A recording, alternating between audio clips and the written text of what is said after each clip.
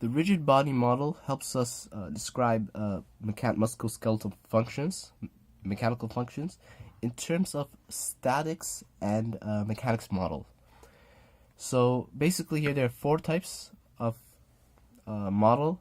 There's the rigid links model, which says that bones together can be described as mechanics of two metal bars or two steel bars together, in a sense that they're rigid to connect, or like a pin joint. Which is the next one, where they say joints are basically rigid contact surfaces.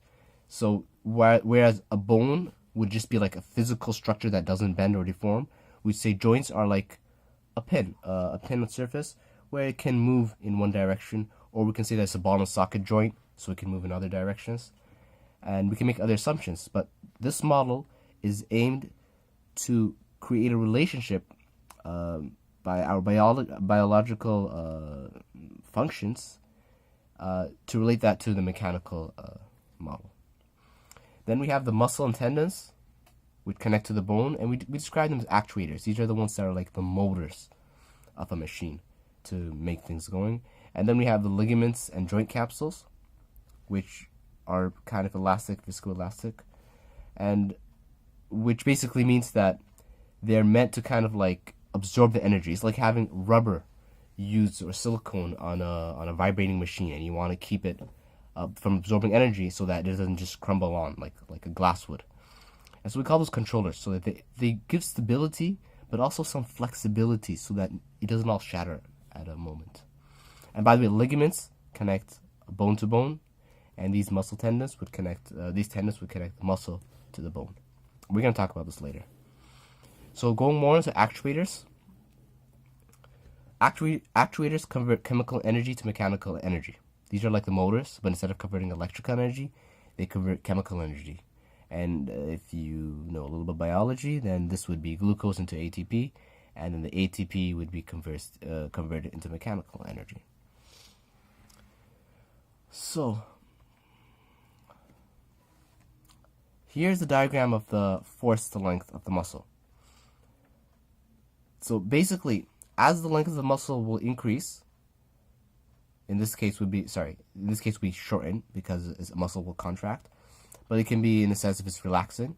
As the length of it shortens in the case of contraction, the active force applied by the muscle will increase in this parabolic motion, so that once the muscles start moving together, let's use another pointer.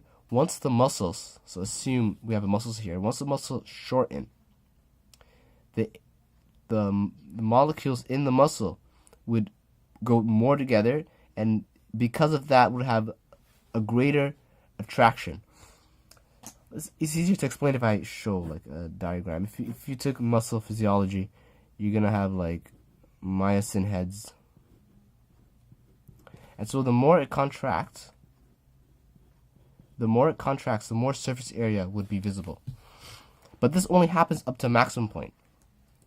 After that maximum point, the muscle will start to diminish and it cannot apply any more force. In this case, what's going to happen is the passive element would take into effect.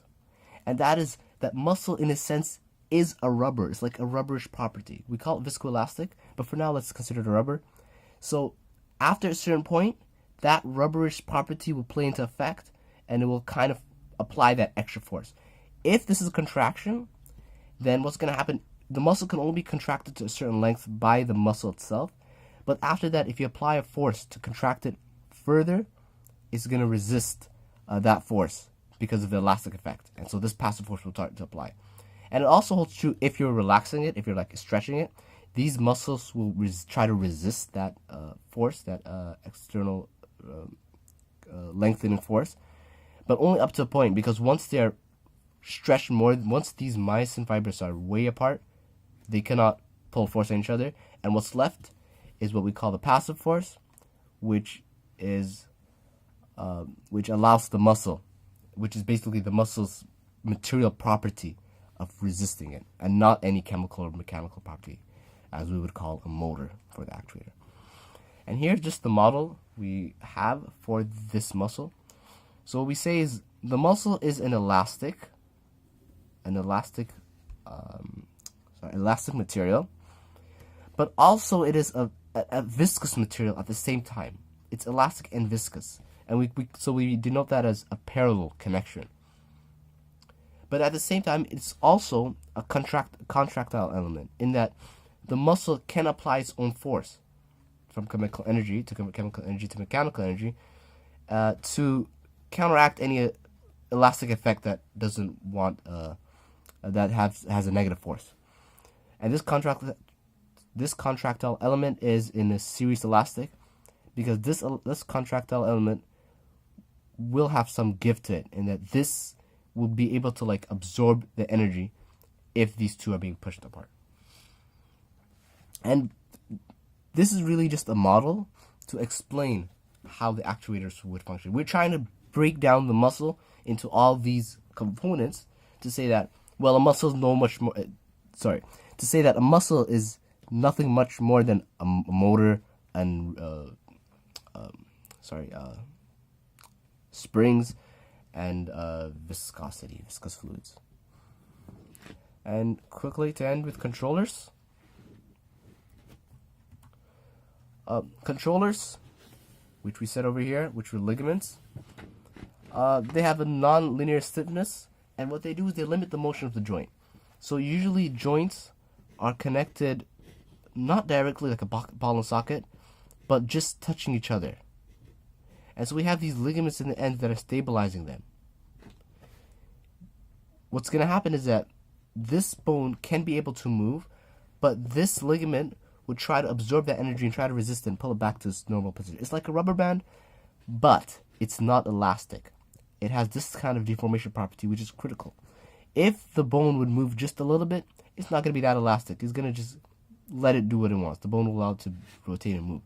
But once it starts moving a little too much, then it's going to apply a very large force, which will try to return it back to its position. And it will do this up to the point where it cannot do any more, and it will just slowly fade off and fracture at the end. And so this is what limits the motion of the joints, which is quite useful.